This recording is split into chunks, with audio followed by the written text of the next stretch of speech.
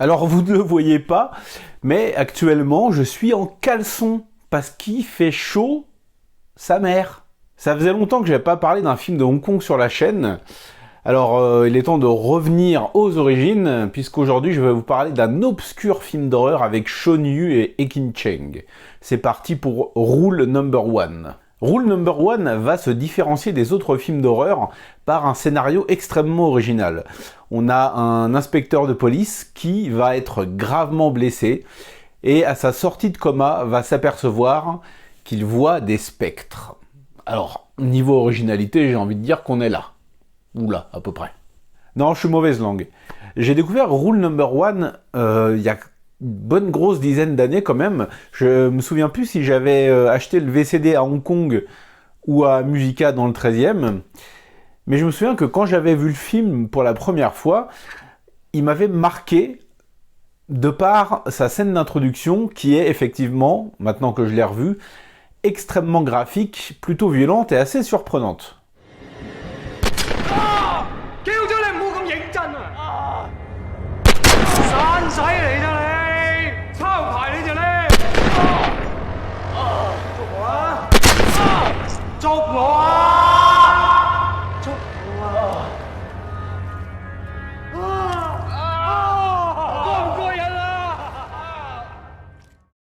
Alors bon, je vais tuer le mystère dans l'œuf tout de suite.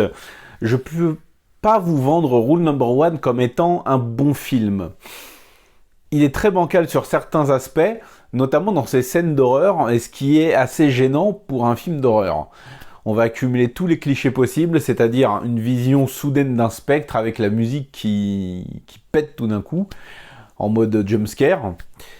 Ce que j'aime pas particulièrement et ce qui, à mon sens, ne fait pas une bonne scène d'horreur.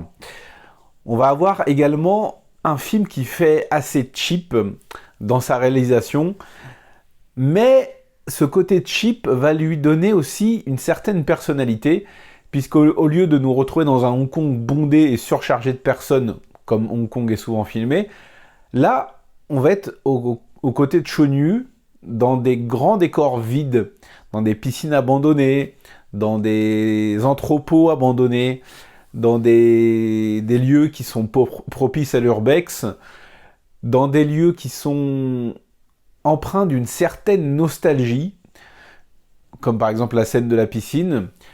Le film va tirer sa force de son budget un petit peu low cost.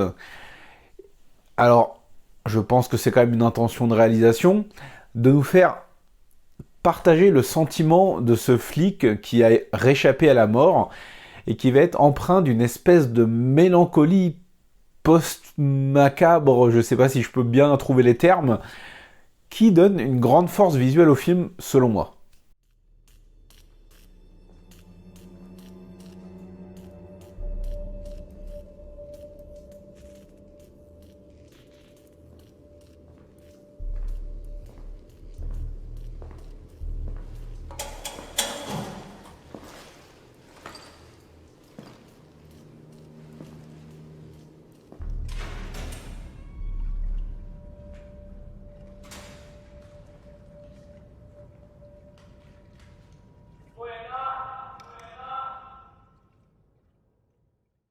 Suite à son agression, il va se retrouver muté dans une section un petit peu oubliée de la police de Hong Kong, c'est-à-dire une pseudo-section paranormale où il va faire équipe avec Ekin Cheng, où ils vont être appelés pour des événements un petit peu paranormaux ou au moins inexplicables. Ce qui va encore donner lieu dans la première partie à des scènes que je trouve empreintes d'une mélancolie assez douce. On va pas forcément être dans l'agression visuelle, mais plutôt dans une espèce de poésie un petit peu funéraire que j'ai beaucoup aimé, notamment la scène de la télévision avec la grand-mère, même si là encore, c'est gâché par une apparition vraiment tape à l'œil, tout en subtilité et en retenue dans les effets, ça aurait vraiment bien mieux marché et ça aurait permis au film de s'élever un petit peu. Là, on est dans l'espèce de film d'horreur un peu expérimental, pas très bien maîtrisé, mais qui a quelque chose qui quand même a retenu mon attention. Je peux pas dire, comme je l'ai dit, que c'est un bon film, mais c'est une curiosité que j'ai pris quand même plaisir à revoir. Il a quand même beaucoup de défauts, ça je peux pas le cacher. Comme je l'ai dit, c'est cheap. L'intrigue va être un petit peu tortueuse dans la seconde partie du film et déboucher à quelque chose qui, personnellement, ne m'a pas forcément satisfait et que j'ai vu un petit peu venir depuis le début.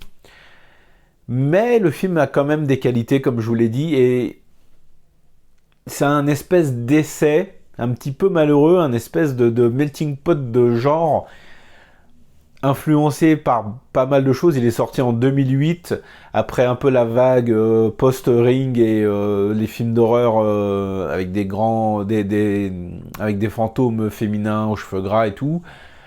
On va avoir quelques scènes un peu malaisantes, mais le film donne quand même une impression de gavage mal digéré. On a essayé de mettre beaucoup de choses. Et étonnamment, ça donne un résultat un petit peu curieux, pas bon, mais je rêve de voir un espèce de remake de ce film avec tous les bons côtés et les mauvais qui ont été enlevés. Je pense que ça aurait vraiment pu donner une œuvre assez intrigante et marquante pour le cinéma de Hong Kong. Et là, c'est un espèce d'essai non transformé, si je peux dire ça comme ça, mais qui reste quand même, selon moi, une curiosité à voir. Je ne sais pas si pour vous les défauts vont prendre le pas ou si les qualités, un peu malgré elles, vont prendre le pas. Mais je serais quand même curieux d'avoir votre avis sur Rule Number One. C'est un film un peu méconnu, avec Shaun Yu qui sortait un peu de la période un peu difficile du cinéma de Hong Kong au début des années 2000, avec tous ces jeunes promis avec la mèche qui définissaient leur trait de caractère dans beaucoup de films. Là, ça essayait un petit peu autre chose, pas forcément bien, mais ça avait le mérite de tenter quelque chose. Donc, si vous avez déjà vu Rule Number One, je vous invite à me laisser vos commentaires sur le film ou à revenir me donner votre avis une fois que vous l'aurez vu, si vous l'avez découvert par le biais de cette vidéo. Il est disponible sur YouTube en version originale sous-titrée anglaise. Il fait vraiment chaud, j'ai la gorge sèche. Voilà les amis, c'est la fin de cette vidéo. Je vous invite à me laisser vos commentaires sur le film et nous on se retrouve très prochainement pour parler de cinéma asiatique parce que vous savez que ça déchire. Ciao!